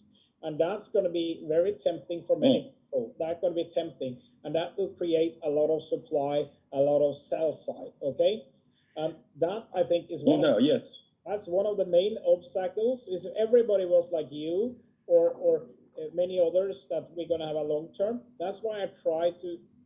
We will also release some material to try to educate how long term will, and long term can be like 3 to 6 months, how that will benefit. You can look on all the gaming basically and it takes like 3 to 6 months. And basically, what we will have then, we will have enough liquidity coming from the outside. We need outside buyers. We don't need sellers. We need outside buyers.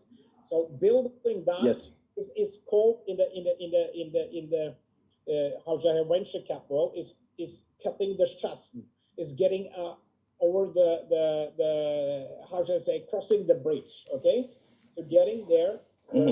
A sustainable or a sufficient liquidity trading in the market. So whatever, when everyday Joe come and say, okay, I want to unlift my 100,000 tokens, it takes 10 seconds, done.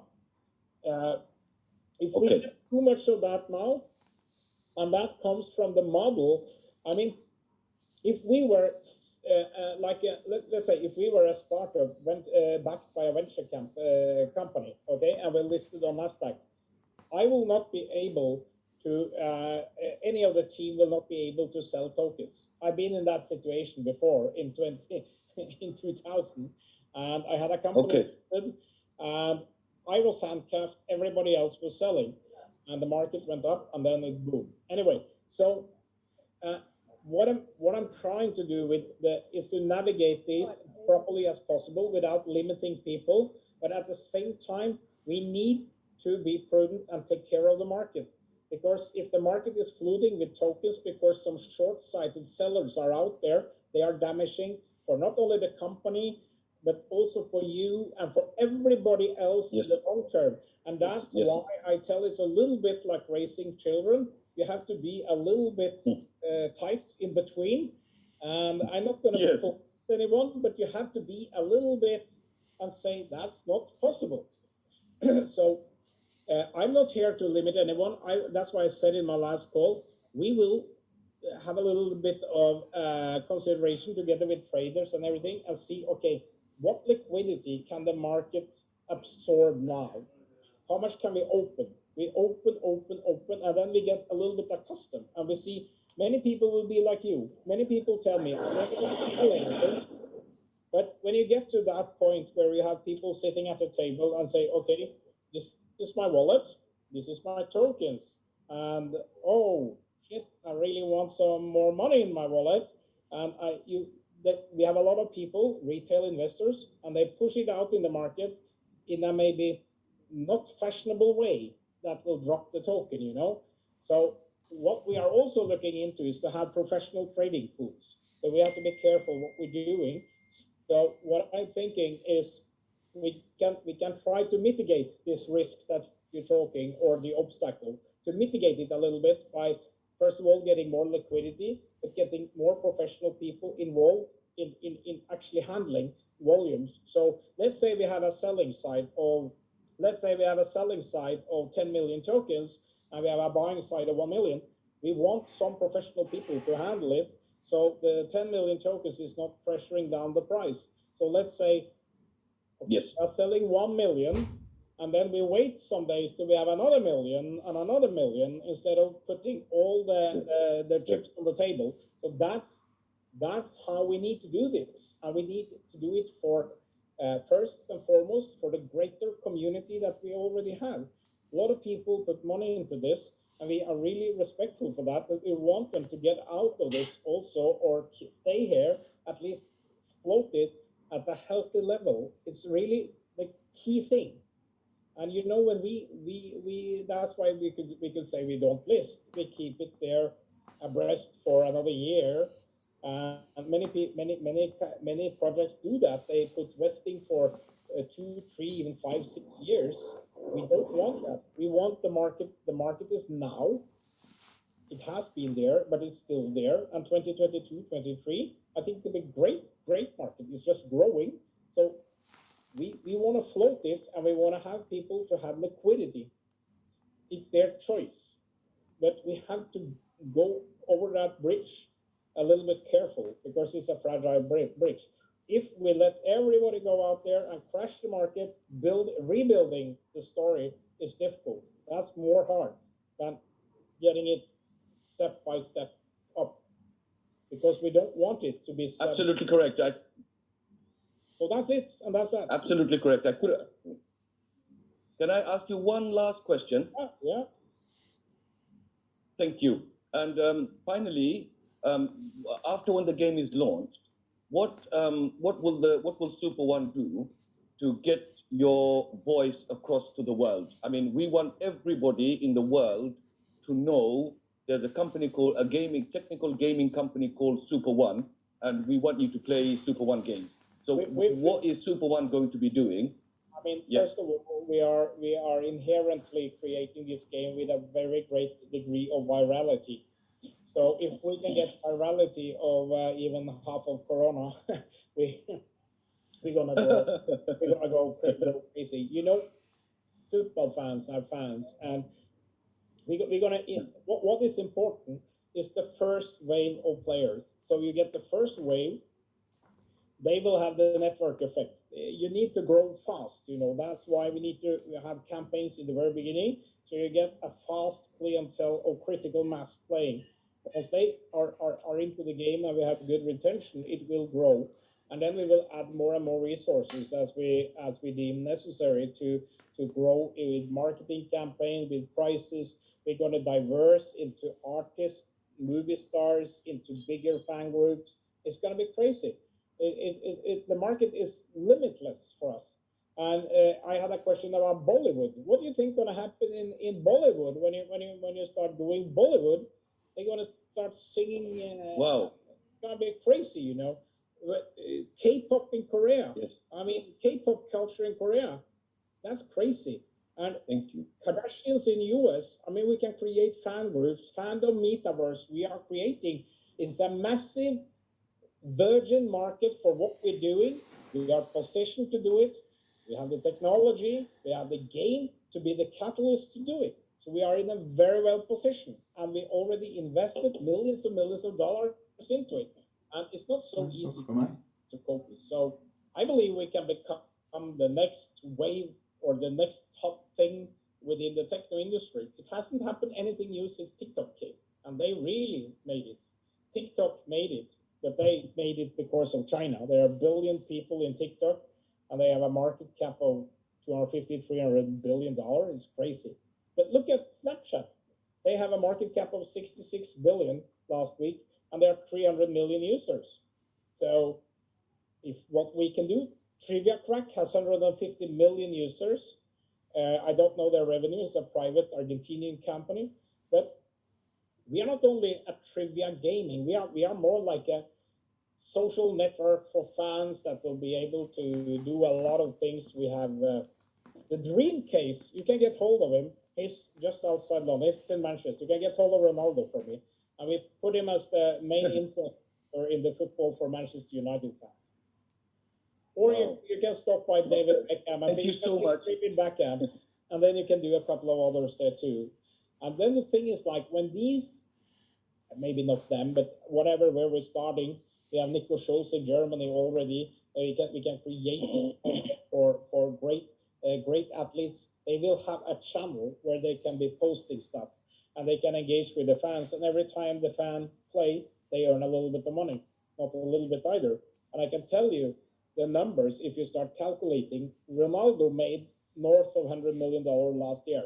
Okay, he has more than 300 million followers on his social media. It's one of the biggest one, probably the biggest. If he get 1 million to play every day and spend $1, okay, that's not much. That's $1 million in gross turnover. If we paid him 30%, that's how much is that? $300,000 a day. Fantastic. That's absolutely, bro. I can see the picture.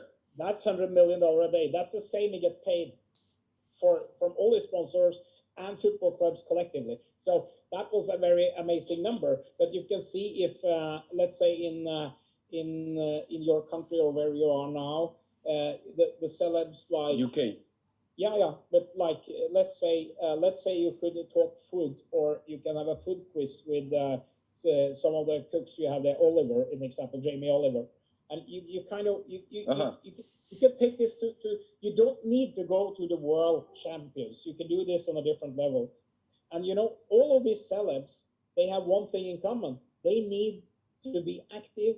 That's their equity. That's why they're in the sun. That's why they're in their colored press. That's why they're showing off on Instagram. And yes, they're earning advertising revenue, but now they can engage much more profoundly with their fans, and they can actually ask questions about their professional or private career and a lot of stuff. And you can get people, and you can have celebs to fight against celebs. So I had a meeting with the former editor of The Sun in UK, which is a nasty newspaper back then. And he said, if you can create a fight between David Beckham followers and Jordan followers.